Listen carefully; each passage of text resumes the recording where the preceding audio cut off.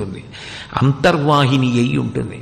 అటువంటి అంతర్వాహిని అయినటువంటి సరస్వతీదేవి యొక్క అనుగ్రహము యశస్సుకి కారణం కావాలి. యశస్సు అంటే కీర్తి.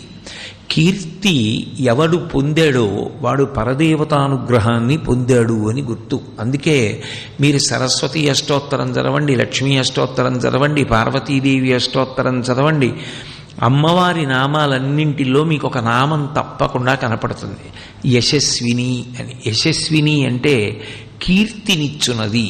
కీర్తి ఒక రాత్రికి రాత్రి వచ్చేది కాదు. జీవితం అసిధారావ్రతంగా కత్తి అంచు మీద నడిచినట్టు ధర్మానుష్ఠానం చేసి ఎప్పుడెప్పుడు ఎవరికి ఏ ఉపకారం చెయ్యాలో తెలుసుకుని ఆ ఉపకారం చెయ్యడం అలవాటైన వాడెవరున్నాడో, ఎవడు వినయంతో ప్రవర్తిస్తూ ఉంటాడో అటువంటి వాణ్ణి కీర్తి ఆశ్రయించి ఉంటుంది.